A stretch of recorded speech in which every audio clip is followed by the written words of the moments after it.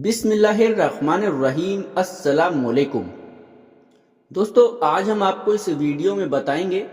حضرت ابو بکر صدیق رضی اللہ تعالی عنہ کی پوری زندگی کے بارے میں کہ حضرت ابو بکر صدیق رضی اللہ تعالی عنہ اسلام قبول کرنے سے پہلے ان کی زندگی کیسی تھی، اور یہ بھی جانیں گے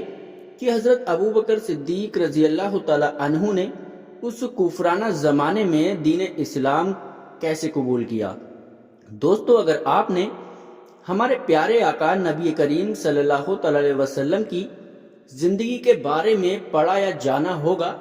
تو آپ لوگوں نے حضرت ابو بکر صدیق رضی اللہ تعالی عنہ کے بارے میں بھی پڑھا ہوگا، کیونکہ حضرت ابو بکر صدیق رضی اللہ تعالی عنہ ایک ایسے صحابی تھے جو ہر جگہ نبی کریم صلی اللہ علیہ وسلم کے ساتھ ہوتے تھے، اور آپ سبھی لوگوں کو یہ بھی بتائیں گے کہ دو یہودیوں نے حضرت ابو بکر صدیق رضی اللہ تعالی عنہ سے حضور صلی اللہ علیہ وسلم کے بارے میں کیا کہا، اور جب حضرت ابو بکر صدیق رضی اللہ تعالی عنہ دین حق پر ایمان لے آئے، یعنی آپ نے اسلام قبول کر لیا، پھر حضرت ابو بکر صدیق رضی اللہ تعالی عنہ نے اپنی پوری زندگی کی کمائی آپ نے حضور صلی اللہ علیہ وسلم کے قدموں میں کیوں ڈال دی۔ دوستو، سارے سوالوں کے جواب جاننے کے لیے ہماری آپ سے گزارش ہے کہ آپ لوگ ہماری ویڈیو کو زیادہ سے زیادہ لائک کریں، اور اگر آپ نے ہمارے یوٹیوب چینل اسلامک اسٹڈیز کو سبسکرائب نہیں کیا ہے تو ہمارے چینل کو سبسکرائب ضرور کریں، کیونکہ ہم روز آپ کے لیے اچھے ایسے ہی ویڈیو لاتے رہتے ہیں۔ تو چلیے دوستو، ہم آج کے اس ویڈیو کو شروع کرتے ہیں۔ پہلے دوستو، روایت میں ہے کہ ایک مرتبہ حضرت ابو بکر صدیق رضی اللہ تعالی عنہ ایک دن حضرت حاکم بن حجام رضی اللہ تعالی عنہ کے پاس بیٹھے ہوئے تھے کہ ان کی ایک نوکرانی وہاں آئی اور کہنے لگی، آج آپ کی پھوپھی ختیجہ نے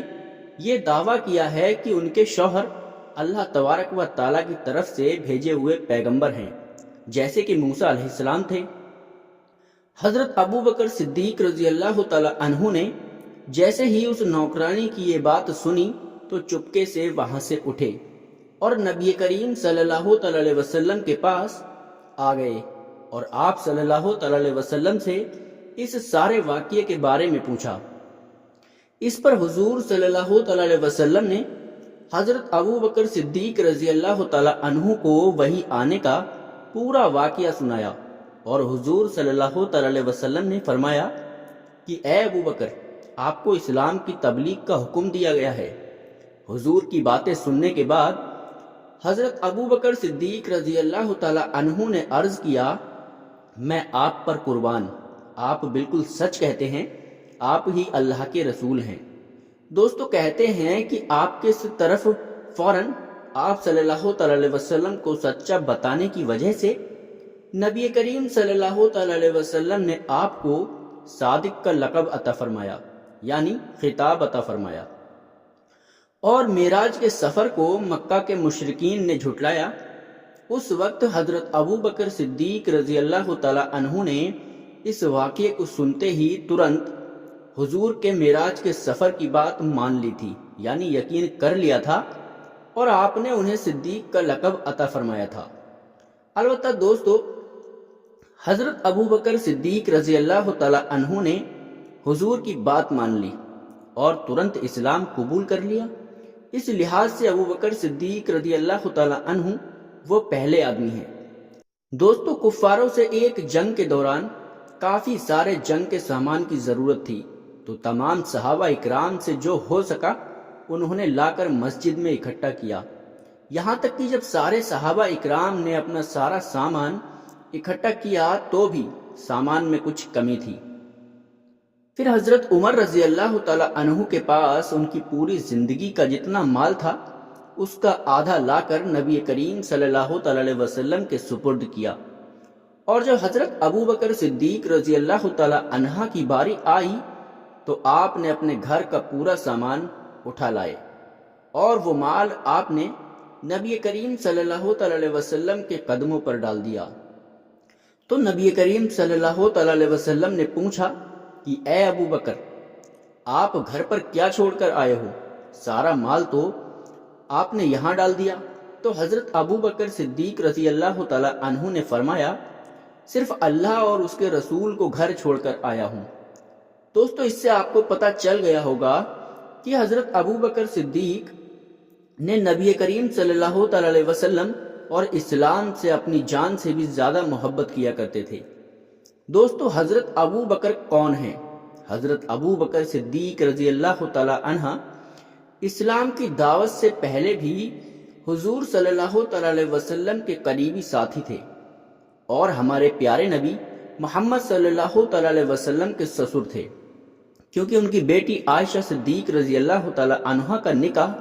محمد صلی اللہ تعالی علیہ وسلم سے ہوا تھا۔ حضرت ابو بکر صدیق رضی اللہ تعالی عنہ حضور محمد صلی اللہ تعالی علیہ وسلم کے پڑوسی بھی تھے۔ ان لوگوں سے پہلے نبی محمد صلی اللہ تعالی علیہ وسلم کی فیملی سے بھی پہلے ان کے پریوار کے باہر حضرت ابو بکر صدیق رضی اللہ تعالی عنہ اسلام قبول کرنے والے پہلے شخص تھے۔ محمد صلی اللہ تعالی علیہ وسلم نے انہیں صدیق کا لقب دیا تھا۔ حضرت ابو بکر صدیق رضی اللہ تعالی عنہ نے ہی بتایا، نبی کریم صلی اللہ تعالی علیہ وسلم کے ساتھ مدینہ کی طرف ہجرت کی۔ مسجد نبوی کی زمین حضرت ابو بکر صدیق رضی اللہ تعالی عنہ کے پیسے سے ہی خریدی گئی تھی اور نبی کریم صلی اللہ تعالی علیہ وسلم نے ان کو امیر الحج کے روپ میں چنا تھا۔ حاجیوں کے امیر بننے والے وہ پہلے شخص تھے۔ پیغمبر محمد صلی اللہ تعالی علیہ وسلم کی وفات کے بعد پہلا خلیفہ بنائے گئے۔ خلیفہ بننے کے بعد حضرت ابو بکر صدیق رضی اللہ تعالی عنہ کی حکومت 2 سال 2 مہینے اور 14 دنوں تک رہی۔ اس کے بعد ان کا انتقال ہو گیا۔ ان کے 6 بچے تھے، 3 بیٹے اور 3 بیٹیاں تھیں، اور آج وہ نبی پاک صلی اللہ تعالی علیہ وسلم کے بغل میں دفن ہیں۔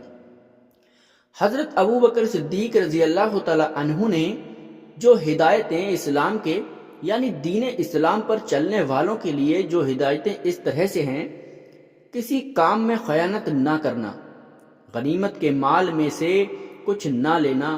اور کسی سمجھوتے کے خلاف کام نہ کرنا،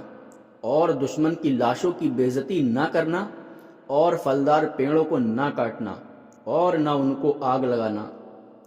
کسی بچے کو بھی قتل نہیں کرنا، نہ کسی عورت پر حملہ کرنا اور نہ کسی بوڑھے آدمی کو قتل کرنا، کسی بچے کو کسی بھی حالت میں اس کی ماں سے جدا نہ کرنا، بکری، بھیڑ، گائے، اونٹ اور گھوڑوں کو برباد نہ کرنا، یہودی اور عیسائیوں اور پادریوں پر حملہ نہ کرنا، اور نہ ان لوگوں پر حملہ کرنا جو تم پر حملہ نہ کریں، لوگوں کے مذہب میں زبردستی دخل نہ دینا، اور قطعی طور پر کسی کو زبردستی مسلمان بنانے کی کوشش نہیں کرنا۔ حضرت محمد صلی اللہ تعالی علیہ وسلم ارشاد فرماتے ہیں کہ نبیوں کے بعد تمام انسانوں میں سب سے افضل اگر کوئی ہے تو وہ ابو بکر صدیق رضی اللہ تعالی عنہ ہی ہیں۔ حضرت ابو بکر صدیق رضی اللہ تعالی عنہ کا نسب نامہ اس طرح سے ہے: عبداللہ بن ابو قحافہ بن عثمان بن عامر بن عمر بن کعب بن سعد بن قیوم بن مرہ بن کعب پر آپ کا نسب نامہ حضور صلی اللہ تعالی علیہ وسلم سے جا کر ملتا ہے۔ آپ کے بارے میں مشہور ہے کہ حضرت ابو بکر صدیق رضی اللہ تعالی عنہ نے زمانے جاہلیت میں بھی کبھی بت پرستی نہیں کی۔ جب حضرت ابو بکر صدیق 4 سال کے تھے تو آپ کے باپ آپ کو لے کر اپنے بتوں کے سامنے گئے اور حضرت ابو بکر صدیق رضی اللہ تعالی عنہ سے کہا کہ یہ ہمارے محبوب ہیں، تم ان کی پوجا کرو۔ تو 4 سال کے صدیق اکبر نے ان بتوں سے کہا کہ میں بھوکا ہوں، مجھے کھانے کو دو، میں کچھ کہنا چاہتا ہوں، مجھ سے بات کرو۔ جب اس بت نے کوئی جواب نہیں دیا تو آپ نے ایک پتھر اٹھا کر اس بت پر ایسا مارا کہ وہ بت آپ کا جلال سہن نہ کر سکا اور چکنا چور ہو گیا۔ جب آپ کے باپ نے یہ دیکھا تو آپ کو تماچا مارا اور واپس گھر چلے آئے اور اپنی بیوی سے سارا واقعہ سنایا۔ حضرت ابو بکر صدیق رضی اللہ تعالی عنہ کی ماں فرماتی ہیں، مجھے نہیں معلوم کہ محمد صلی اللہ تعالی علیہ وسلم کون ہیں۔ حضرت ابو بکر صدیق رضی اللہ تعالی عنہ مردوں میں سب سے پہلے آپ پر ایمان لائے، اور سب سے پہلے حضور کے ساتھ نماز پڑھنے کا صرف آپ کو ملا۔ آپ نے 2 مرتبہ اپنی پوری دولت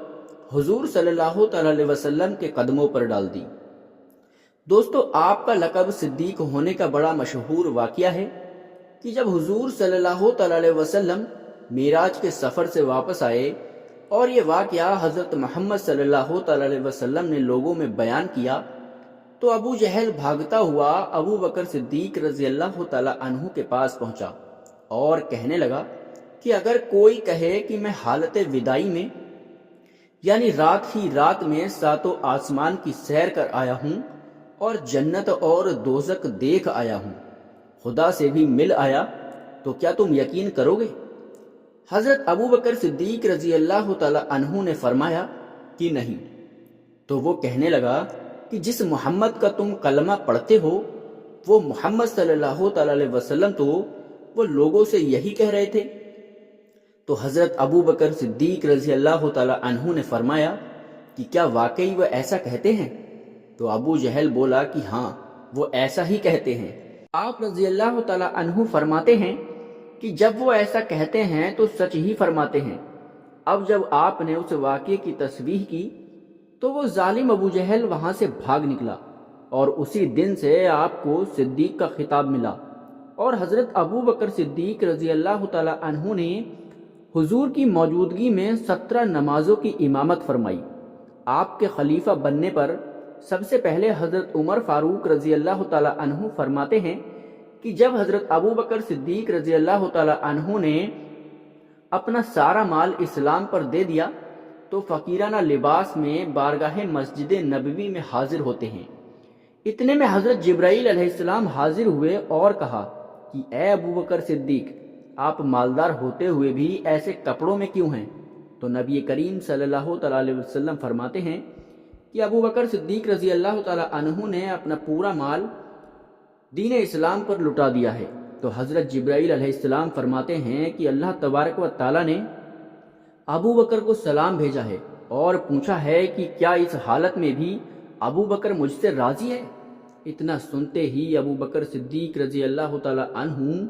رونے کی حالت میں آ گئے اور تیز آواز سے یہی کہتے رہے کہ میں اپنے رب سے راضی ہوں، کہ میں اپنے رب سے راضی ہوں۔